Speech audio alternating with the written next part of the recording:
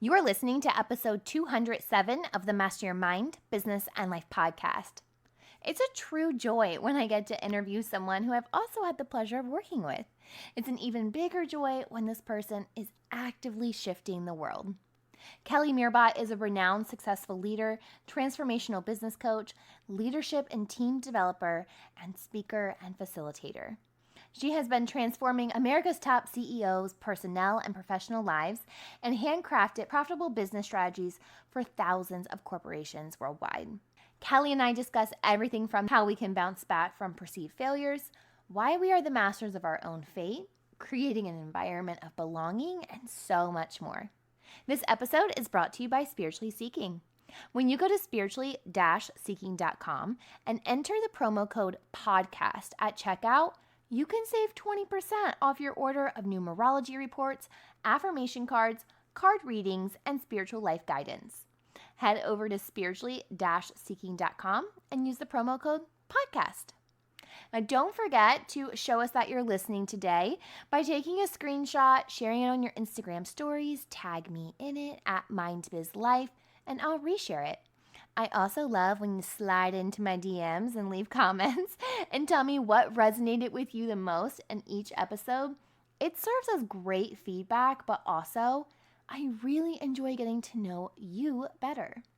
And if you're not hanging out on Instagram, no worries. I'm also on Twitter and Facebook, both at MindBizLife. Are you ready to meet Kelly for a dose of life mastery? You know what to do. Tune in, turn it up, let's go. You're listening to Master Your Mind, Business and Life. Conversations with everyday world shifters, truth seekers, and rule breakers. Here's your host, Lauren Smith. Kelly, welcome to the show. I've been looking forward to our conversation, which I feel is long overdue. I know, Lauren. I mean, I just love what you're doing with your podcast and the people that are coming on. I think it's so beneficial to humanity to hear all of these amazing leaders, and I'm so grateful and humbled to be part of that group. Well, you and I first connected through a little meeting of the minds, I shall say, and from the get-go, I could see your passion for diversity and inclusion as well as belonging. So, Kelly, before I hit you with all of my many questions, I'm really interested to know a little bit more about your journey and what ultimately led you to this profession and focus. Sure. So I would probably have to start back in childhood, where the first 4.5 years of my life were spent traveling on the PGA Tour with my father, who was a professional golfer. And what that afforded me was the ability to listen and be around these incredible titans of industry, whether it was Ogden Phipps or Bill Flaherty, people who have really, really built organizations that impact our lives.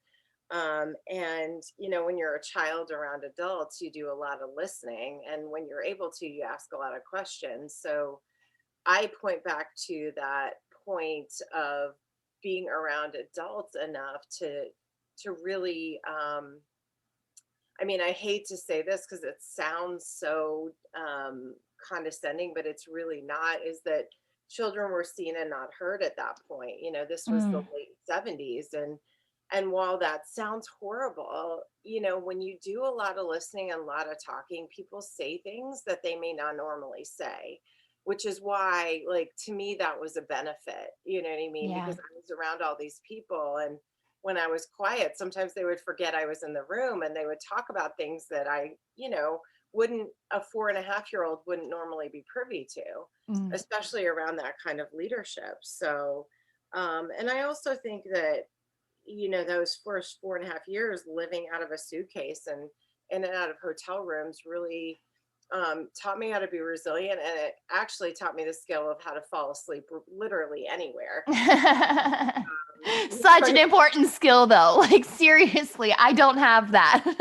Yeah, I remember, so of course it was my mom and my dad and me in this hotel room, and I would frequently be in a rollaway bed or whatever. And I can remember my mom saying to me, I'm going to watch TV now, turn your head to the wall and go to sleep. And I just did. You know Mm. what I mean? It just became something I was trained to do. Now I can't do it on planes as much anymore or in cars, but it's, I can pretty much fall asleep as long as I get in that mindset. So yeah, Yeah. it is a good skill to have. It really Yeah. is. So thanks, Mom. Thanks for that skill. But yeah, I mean, and then as my dad's career went on, I was able to be around different trainers and sports psychologists. And honestly, after being at the feet of these titans of industry, just a handful that I've mentioned, um, as I got older, really what I wanted to do was be the CEO of a Fortune 500 company. But I always go back to the Yiddish proverb, man plans and God laughs. And heard God laugh at me so many times, like, you think you're in charge, that's not your path. And the way the higher power launched me into the path that I was supposed to be on and resisted my whole life was coaching, and it handed me that in the form of a manila envelope with my name on it. It was January 20th, 2009, when Obama was being inaugurated, and I was laid off with 30,000 of my closest friends from my corporate job. And I remember during that grieving process, because my husband at the time was stationed in Guantanamo Bay with the 9/11 detainees. And I thought to myself, okay, you've got to do something more life affirming with your life. What is it that lights you up inside? And it took really getting clear and really healing myself from the trauma of being let go, after such a long time, to get clear and understand that I was being called to be a coach. And why was I being called to do that? Because I had hired a coach after I was let go, and she changed my life. And um, I wanted to give that gift to everybody that I came in contact with. And that was 12 years ago as of last Wednesday. And I haven't looked back since. Woo! Well, happy anniversary to your business and stepping into your purpose and really going for it, because this is something that I think a lot of people get scared to do, especially when you get let go from a job. You really can just be thrown into that pit. Like, it's survival mode for a lot of people. And I know a lot of people in 2020 are experiencing it themselves. And now, even in 2021, still trying to, gain their footing again. Yeah, and I agree with you. And here's what I would say: leap and the net will appear.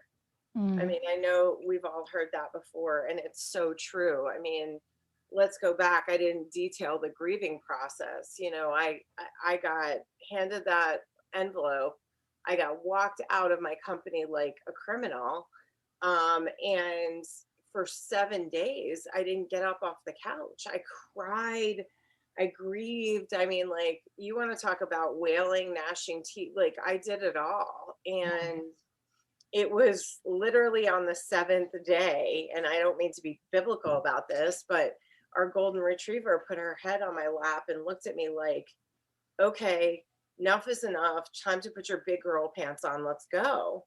And that small interaction, whether it was me humanizing her, projecting my pain onto her, I have no idea. I don't know.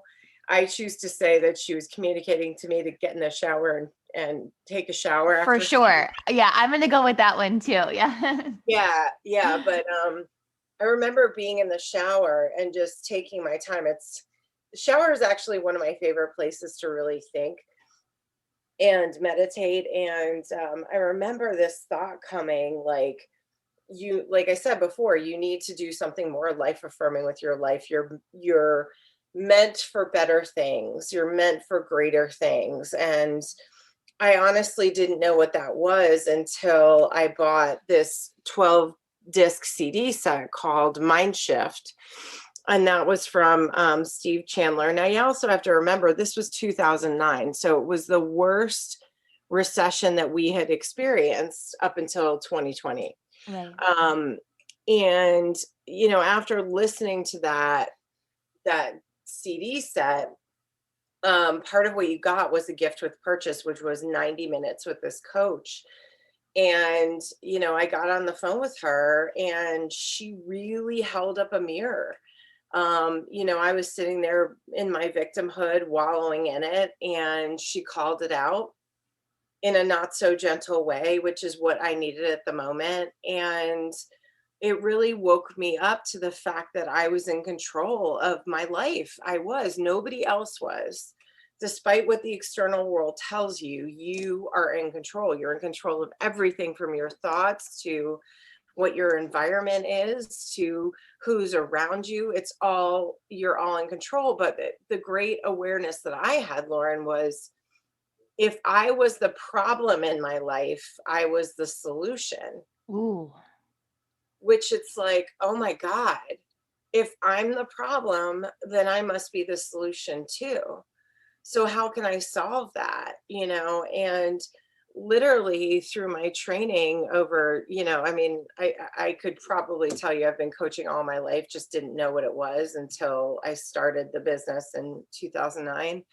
But really, I use any kind of emotions or wounds as an alarm clock to wake me up to where I need to work next on Mm. myself. And that's really what I did. I was like, I can do this. I've learned a lot about management and leadership and what to do and what not to do. And let me go get certified and see what I can do. So that's literally what happened. I, got a certificate in human and organizational transformation. And that was in 2010. And I picked up my first client shortly thereafter, and it's been gangbusters ever since. And we've been one of the fortunate businesses that has thrived during the pandemic, which there's a little bit of guilt around that, saying that, because I know there are so many people that are suffering. But what we've chosen to do is really create a space that, and we're going to launch a space that's going to help people take control of their lives and do what I did, which was go from victim to victor of my life. Oh, I love that, and it's so powerful, and I love that the whole mirror analogy too, because when you're seeing yourself and you find that you're the problem, right? Like I'm Right. driving my problems, but I also can be the solution. Did you find that you really just had to pull back the layers, almost like an onion, and Yeah. work on them one by one? Yes.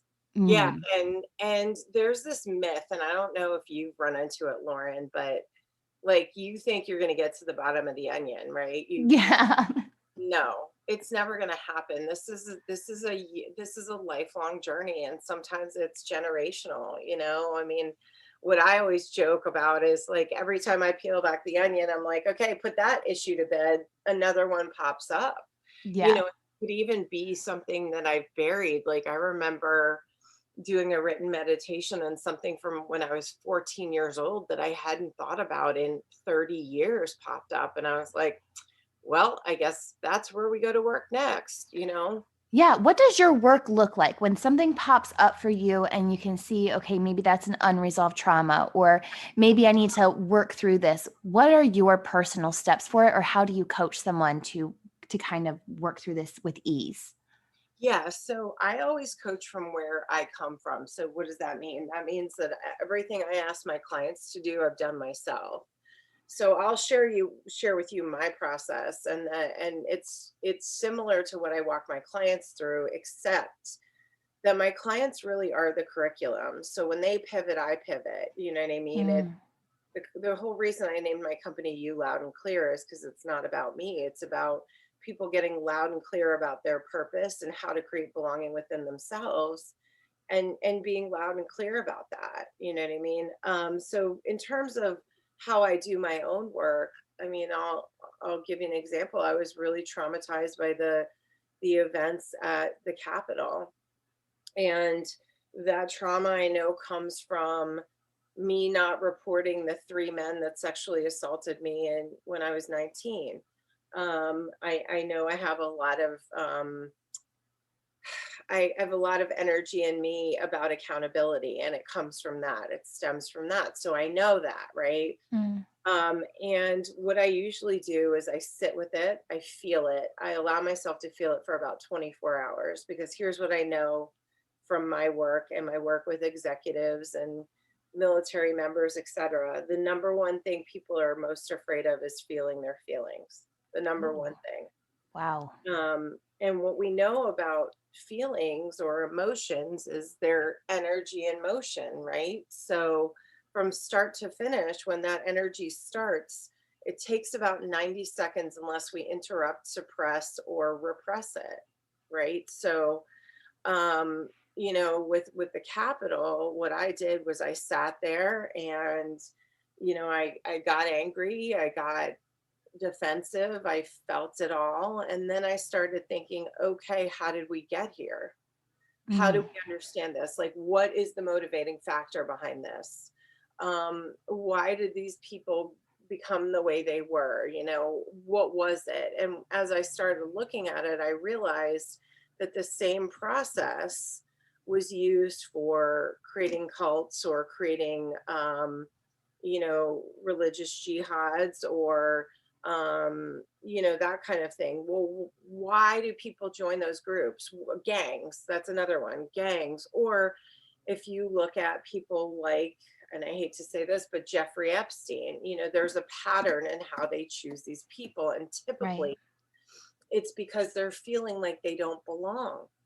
Mm, And that's why when in my practice I talk about belonging to yourself first. That's that when I say that, it means being comfortable in your skin, knowing what your non-negotiables are, knowing where your boundaries are, knowing who belongs in your inner circle and is going to be there to pick up an oar and row with you, not poke holes in the side of your boat, and challenges your mindsets, those kinds of things. So I really looked at all of that and I thought to myself, oh my God, these are 74 million people that were broken, that were not seen, that felt like they were not being listened to, and somebody all of a sudden said, I love you and you're special. Isn't that what we all want to hear? Right? mm, So now yeah. now somebody's saying, I see you, I love you, I appreciate you, you belong with me. That's a really powerful thing. And it's powerful because we are all biologically wired as humans to belong. That's why this pandemic is so challenging for us, because I can't come to you in person right now, Lauren, and hug you the way I want to, or sit in the same room, or have that energetic transfer that occurs between humans that are in a safe, consenting, and trusting relationship. That's been taken away. So, going back to the process, it's really, I try to look at it from, first of all, getting my autonomic nervous system in order, which is where you feel the feelings, right? Then I intellectualize it and look at it from a behavioral and mindset and psychological standpoint. And then I either speak out or take action on how to fix it. Ooh, So, my action was immediately getting Ernest Owens, who is a journalist on race, and he reports on politics as well, on the show to explain from his perspective what this has been doing to our communities. I also put myself immediately in um, I enrolled in Arizona Trauma Institute's. There was a class they did. I just took it. It's called Stepping into a Future Free of Historical Trauma. And I was like, because these are all trauma responses. These are all hurt people hurting people. There are a bunch of wounded people bleeding all over everybody. So, okay, I can't control them, but I can control how I show up. And if I start teaching you how to belong, or teaching you how, mentoring you so that you're a successful coach, so you can go from victim to victor of your life, then I've done my job. That's my job. My job is not to judge others. My job is to heal myself. And then from that healing space to, create belonging first within myself and then everywhere else I go. Ooh, I love that so much. And I think it's so important too that you take that 24 hours. I think that is a critical step before you've taken the action, taking the 24 hours to just let it sit with you. Because then you can even take this down to like a really basic example too. Like if you've ever read an email that's just like made your blood boil and you just like want to be a keyboard warrior at that moment and be like, well, actually, and just like go back to them. Chances are you take 24 hours to let that email sit and then you reapproach it, you come back to them in a nicer way with a better tone. So it can be in those very simple things as well as those large things of having that trauma and just really sitting with those as well. When we talk about belonging, and we belong with and we're good with ourselves too. How can we also ensure that we're doing our part to contribute to an environment of belonging? We model the behavior we expect, Mm, and if we belong to ourselves first and we are whole, so I'll go back to your keyboard analogy, knowing ourselves well enough that we need that 24 hours. I mean, for me it used to be 7 days where I'd have to like sit with it, right? But that was because I was constantly interrupting it. And mm, now with practice, um it's really come down to that 24 hours. But how do we create an environment of belonging? Really, it's getting clear with yourself, being so steady with yourself. I mean, have you ever been around those leaders where you can just sit next to them and they're confident, but they don't ever say or do anything to make you feel that, and you yeah. just is. That's what it is. In my practice, I always talk about the ego shouting and the wisdom whispering. So it's really being at peace, no matter what's going on around you, and creating an environment starting with yourself that is an environment of inclusion and belonging. I mean, if you're not inclusive and belong within yourself, how can you possibly give that to anybody else? You can't teach what you don't have. So that's where it starts with you. And then from there, it's finding that energetic match. When I'm working with organizations, I always say hire for character, not for skill, because skill can be taught. Yeah. And of course you want people to have a certain skill level, but really look for character, look for energetic match for your organization, and to make sure that everybody's in alignment with the mission, vision, values of what you're trying to do, and make sure that that behavior is modeled by everybody in the team. And if Mm. it's not, then it's not the right fit, and that's okay. And recognizing that's okay and knowing it's okay to just walk away or let something go when it's not in alignment with you. Like give yourself permission for that. Yes, and if you need a permission slip, I'm giving it to you right. She's go ahead. She'll sign them all day. That's right. I mean, I think people get frightened, and right now it's not unusual to be frightened, to be gun shy, to be a little skeptical and touchy, because for like, let's be honest, it's been chaotic and unbalanced since almost a year, at least in the States. So take your time with it, really take your time with it. And I would say every organization needs to revisit their mission, vision, values at least once a year, because people change, organizations change, and as you evolve, your mission, vision, values should evolve with it. Right. I like that, and just being able to take a step back. And speaking of leaders, you grew up around leaders, and I can really see a shift in the world when it comes to leaders, where more purpose-driven leaders are rising. Do you think that leaders are born or made? I think it's a combination of both. Um, I think there are certain leaders that are very charismatic, and that charisma is often mistaken for leadership. Um, so I think charisma is something that you're born with.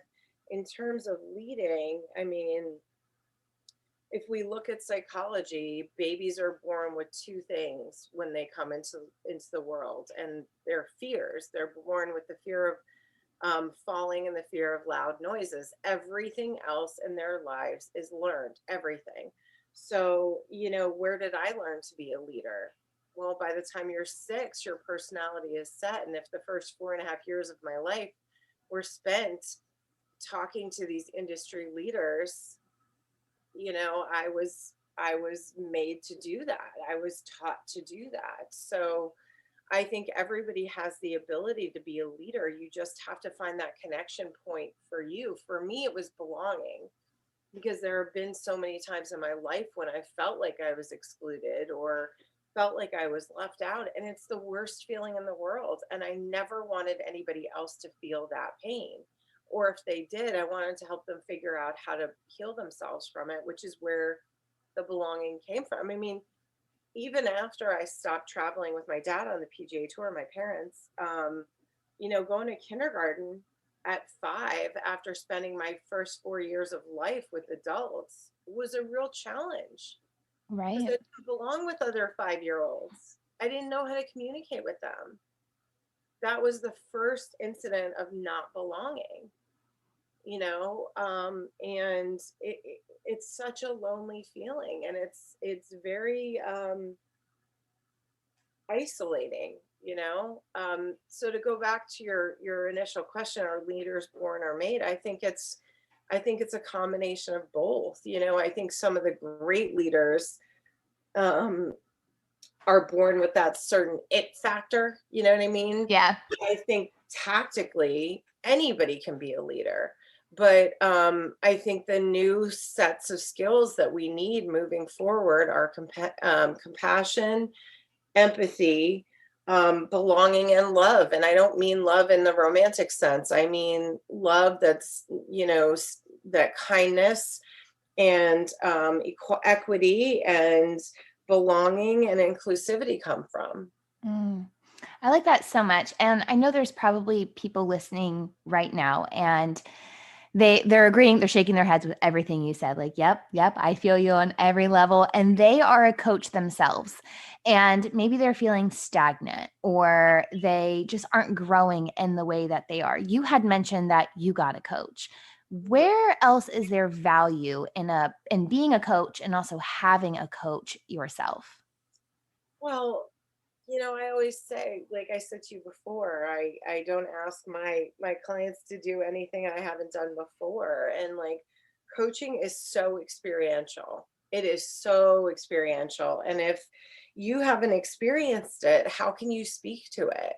And it's kind of, to me, in my mind, and this may not be everybody's thought process, but it's what works for me. Um, how could you possibly be a coach without having a coach? How can you sit there and talk to somebody and say, coaching changed my life and I love it and blah, blah, blah? Well, who's your coach, Kelly? Oh, well, I don't have one. So you Right. don't believe in your industry enough to hire somebody from it? I mean, I've had coaches from as long as I can remember. And I've, whether they were great or horrible, I always learned something. There's always learning. So, I would say, if you're feeling stuck, hire yourself a coach or get into a coaching group. Especially as individual coaches, it can be lonely. So if you can have a place where you can create a community and you're leaning on each other, I mean, that's fantastic. I mean, we all want that as coaches. Yeah, I totally agree. And that you're right. And then it comes back to belonging, right? It all comes back to belonging. Yep. Oh, I can see the full circle on this, Kelly. Yeah, it does. I mean, and if you think about it, belonging is everything, Lauren. I mean, Yeah. when we talk about diversity, equity, inclusion, I mean, I read this article in Philadelphia Magazine a couple of years ago, and where I live is very, it's wealthy, and it's, we live on the outskirts, so we are working class, but it's a wealthy place where a lot of white people live. But there was this young boy, he was 8 years old, he was riding his bike through his neighborhood, a black boy, just for sake of this conversation, And his parents owned a house in the neighborhood, and this woman in her white Range Rover followed him for about 10 minutes, finally pulled over, making him very nervous, and said, "What are you doing here? You don't belong here." Ugh. Think about that. What are you doing here? You don't belong here. And he pointed down the street. He said, "I live at that house. I do belong here." And then that really triggered me because I was like, he does belong, and you're making him feel like he doesn't at 8 years old. You Mm. know, that's literally what diversity, equity, and inclusion is about. It's about making sure that not only everybody has a seat at the table, but they have a voice and it's heard. I mean, and I was saying this to our mutual colleague Cheryl Turner Miles, that I feel really sorry for people who don't understand diversity, equity, and inclusion, because it is such a competitive advantage. It is such an asset to any organization, because think about it. You've got people who are coming from different backgrounds telling you their lenses that they look through life, adding to your emotional, physical. I mean, it's a benefit all around. It's like not adding tomatoes to a salad, and not understanding that that kicks up the notch of the flavor. Do you know what I mean? Right. Like, I feel Yeah. like without DEI, without belonging, we are missing out. We Mm. are missing out. You had touched on something earlier about the judgment and how you've been able to just kind of release a lot of judgment when it comes to this. That kind of spoke to me, and I grew up in like the small cow town, and definitely more cows than people. It felt like most days, and majority white. And for me, a big part of my inclusion, my mom taught special education. Mhm. And I just always had this like fierce protection in me for anyone who is special needs. And the other day, and I've carried judgment for a long time on people who maybe had treated them differently. And the other day I was in the Dollar Tree and I was getting some things for my youngest daughter's birthday, some like decoration stuff. And I had passed a woman who very clearly had Down syndrome, and she was shopping, and I went to go pay, and I heard behind me that the cashier was just being, her tone was just rude. You just like pick it up in that instance. Was And it I the glanced. tone, or was it the energy? Yes, yeah. Yeah. Yeah, so, like, I could just, like, hear her, and so, like, I glanced over my shoulder, and I'm already, like, swiping my cart, like, in the process of being finished, and I Mhm. noticed that it was the woman with special needs, and so I just kept my ear kind of perked open, and you could very easily tell from the conversation, the way it was going down. She said you only had 18 cents left on her card, and I was like, "Oh, it must be food stamps, right?" Because everything she had was food. Mhm. And very clearly, the woman didn't understand what she was saying. And she was like, "So, what do I need to do?" And the cashier was like, "You need more money." And I was like, "Oh, like I just like paused for a second. I'm like, oh, I could like feel myself like bubbling, right? So then, like, she was like, "But like, how much do I need to put back?" And the woman was like, "All of it. Like, you don't have anything." And like her tone, just like you could just tell she was frustrated. She was Mhm. annoyed. She like didn't want to be there. So I just very quietly walked over. I asked the woman, I was like, "Hey, can I pay for it?" She accepted. I swiped my card. I told her to have a good day, and I walked out. And as I was walking out, I had to check myself because Mhm. I could feel myself judging the cashier. Mhm. And I was like, I'm going to give her a little bit more grace in this situation. Could she have done better? 100%. 100%. But does that give her a right to talk to her that way? Hell no. Right. So I had to give her that grace of, okay, maybe she had a bad day. Maybe this has happened 20 times that day and she's just annoyed. Maybe she just doesn't have a compassion bone. Right. So, like, I found myself having to drop the judgment on the other person too, and Mhm. just really lean into my own self and be like, I was there in that moment. I stepped up. Great. And just kind of move on with my day. Whereas before, I almost feel like I would have like harbored that resentment for the cashier and for everyone in line who didn't step up themselves, not knowing if they had the money to help this woman, not knowing if they had a voice or were confident in themselves to say something. So I've just realized like the judgment goes in so many different ways as well. That in itself is multi-layered. Yeah. Oh God. Yeah. I mean, and it's interesting that you say this because I had a similar situation, not with a woman with special needs, but with there was a black woman at Home Goods, and there was a white woman that was harassing her behind her in line. I didn't know exactly what was going on because I had a lot of stuff that I was checking out, but I all of a sudden heard voices raised, and I was like, okay, we talk about this all the time, that if you see somebody in a minority culture that's being harassed, you pay attention. So I'm sitting there and I'm kind of wavering on whether or not I jump in and help, or do I stand back and let it, kind of resolve itself, which it is what it did. Because with that, and I'll tell you where my mind was going with that situation, Lauren, is like there's that phenomenon of white saviorism, like jumping in and saving the black community, you know what I mean? So here I am going, Mm. oh my God, does she need my help?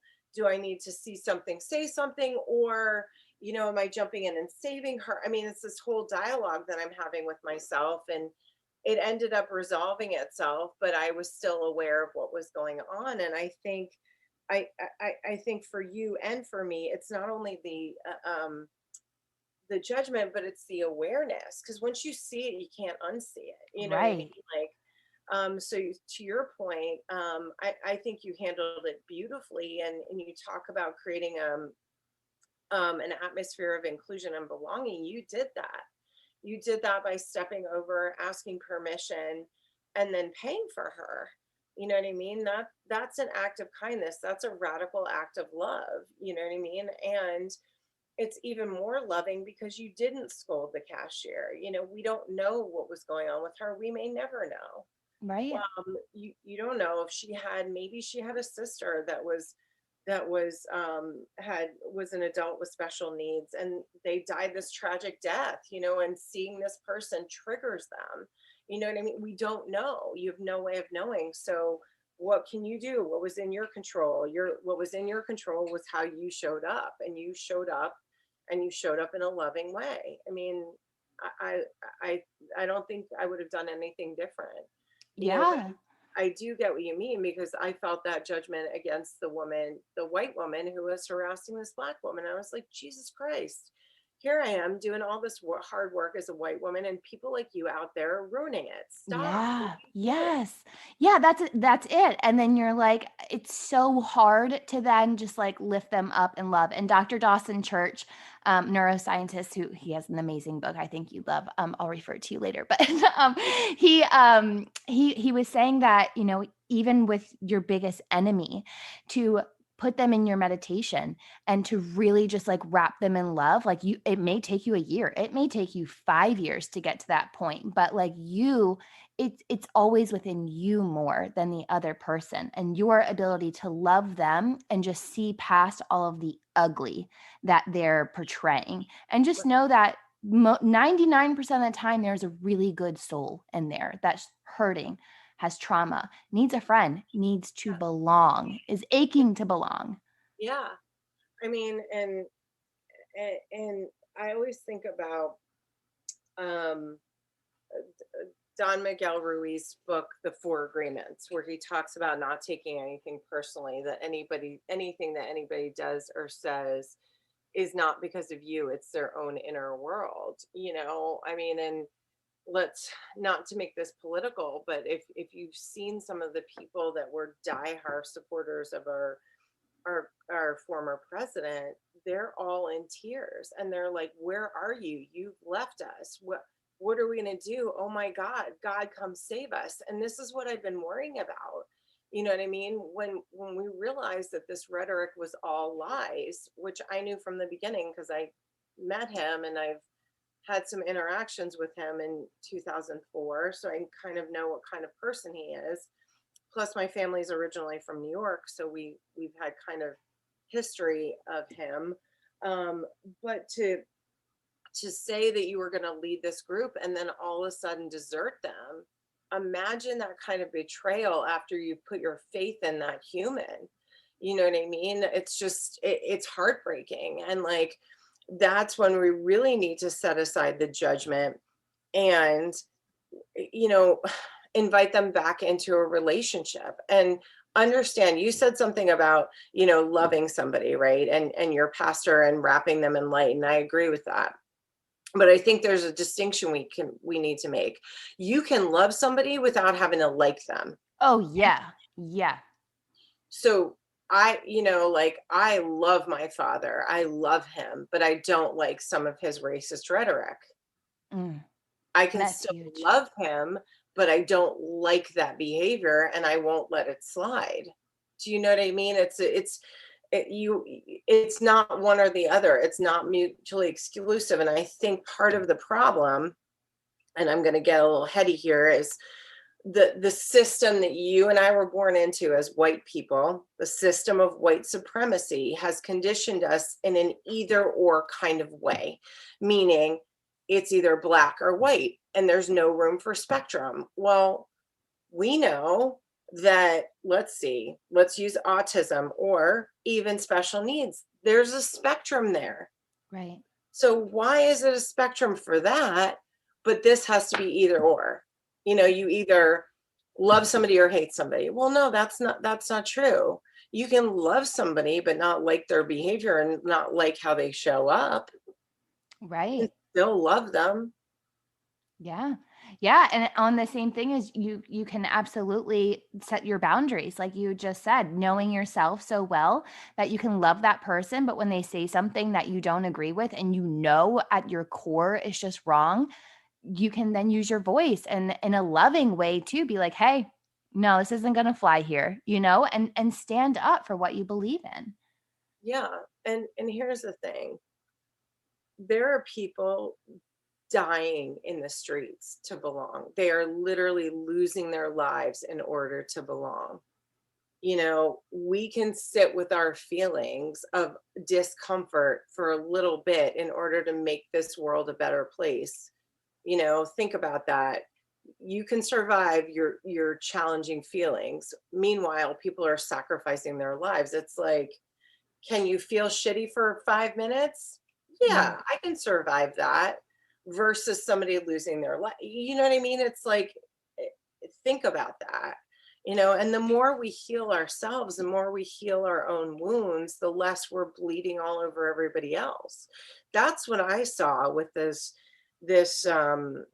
the insurrection was a bunch of broken people, misled, looking to belong because they felt like they weren't heard. Now, am I justifying their actions? No. Do I justify? Am I condoning or explaining their behavior? No. But it makes sense to me when you've got a population of people who feel like they haven't been seen and heard, and then all of a sudden they are. And now all of a sudden we align around a mission, and all of a sudden we feel like we belong. You know what I mean? That's a really primal thing that you're tapping into. right. Yeah, that's huge. It's really huge. And if you were talking about, people in the street who want to belong. I was watching, and this like just goes back to how strong the human connection in general is and just that need for connection. I was watching the show, The Last Alaskans. And, these are these people who live remotely by choice. And every single one of them say, I couldn't have done it without my partner, without my kids, without my right? Like there's always someone. Like if I was here alone, I couldn't have done it. And that makes you just look at it on a grand scale too, because these people choose to live off grid. Like they choose to live a very secluded life, but even in seclusion, they need connection. Hmm. Yeah. And you know what I was thinking, Lauren, as I was talking about, the group of insurrectionists, if we can mobilize them that way for violence, we can mobilize them in the other direction with love. Yeah. And that's really in my own meditations, what's come out for me recently is that and this is a very loose title. It's not what I'm married to right now, but is that my job is to create an army of love to combat that with something loving, with belonging. And that's going to take a lot of people. And we've got some things in place that are going to start really leveling that up, and giving exposure to maybe people who didn't have a bigger voice in the coaching community, and um, really combat this because we need it. We need it. We're fractured. We're fractured humans, right now. That's what this is. That's why that happened, is because we were hurting so bad and we felt like we weren't being seen, that once somebody saw us, it's like, oh my God, you see me? You don't want me to change? You think I have value? Okay, tell me what to do next. Yeah. It's so true. It's so true. Just that whole message of just being seen. Being seen is so huge, because you can be sitting in a room with someone and never feel seen by them. Yep. Oh, it's so Have, big. Well, how about this one? Have you ever been in a room of crowded people and been the loneliest person in the room? oh yeah. Well, and sometimes like I've been in a room of people and you just feel, right? Like you're sitting in that room of people and you're like, I don't even want to be around you. Like you can just, it's that energy, right? Like you pick up on that energy and it's just like, no, I'm not supposed to be here. So then you can almost make yourself invisible too. Like you can be a chameleon and either way, like really make yourself invisible. And there's been times where I've done it both, where I have been the loneliest person and I've wanted to be seen.